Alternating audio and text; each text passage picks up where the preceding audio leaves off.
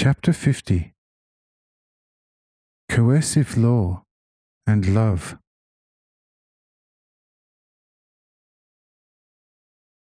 The Lord.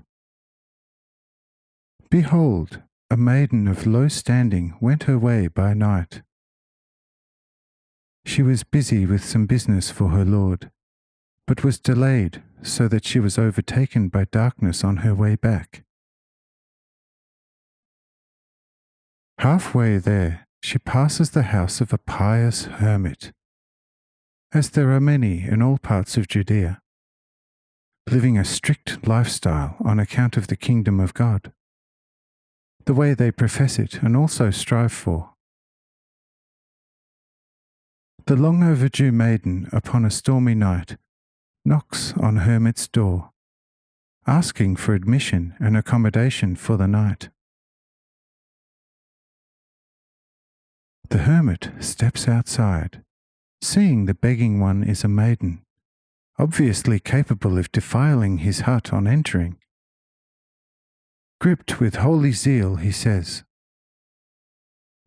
"Don't you think dare entering my God-consecrated hut, making it unclean, and me with it? Move on whence you came."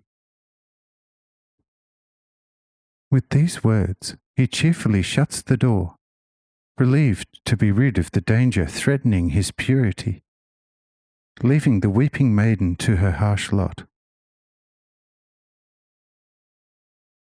Whereafter he turns back into his hut, praising God for protecting him against such soul hazard by his grace, and was not troubled in the least about the poor maiden, not worrying whether she suffers casualty in a dark night.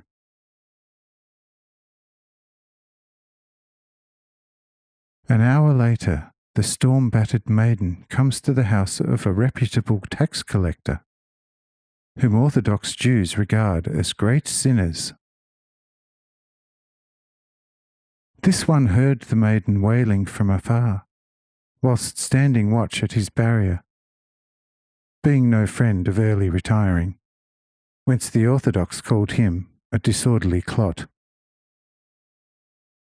The sinful clot, however, quickly lights a flare, going after the moaning girl, and finding her limping along crying, comforts her and lifts her on his powerful arm, carrying her into his house and handing her food and drink, preparing her soft lodging. In the morning he gives her presents, saddling 2 donkeys for her, accompanying and seeing her safely to her distant home, fortified and of good cheer.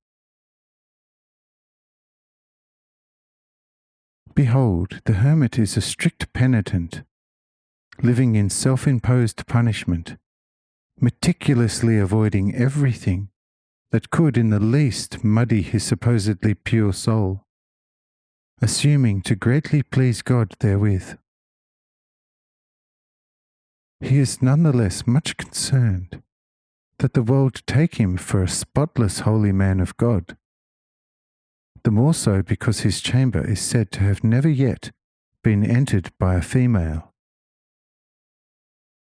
Such moral purity, of course, also increases the value of his property, which would be certain to diminish if trodden by a maiden's foot, for one could not tell whether she was in an unclean state. The tax collector, however, is little concerned whether they paint him black or white. They take his house to be the most unclean anyway, so that an Orthodox Jew would not enter it, lest it could make him unclean for 10 days. Hence the tax collector doesn't care what people say of him or his house, and he therefore acts out of freedom, as his heart prompts him, thinking to himself, "Even if I am a great sinner, I shall nevertheless practice mercy, so that I may once also find mercy with God."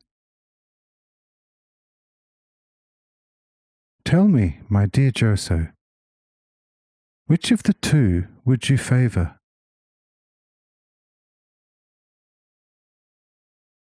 Says Joso, smiling, "Oh, unhesitatingly the tax collector. For if all men on earth were like the hermit, then men's lives would soon be in the last stage, and hence nasty. And you could steal the stupid hermit with his moral purity off me 10 times per hour. Verily, were I to have heaven to hand out after death, the hermit would certainly be the last who I would show the last spot in the lowermost heaven, and he would not move ahead until he became like the tax collector.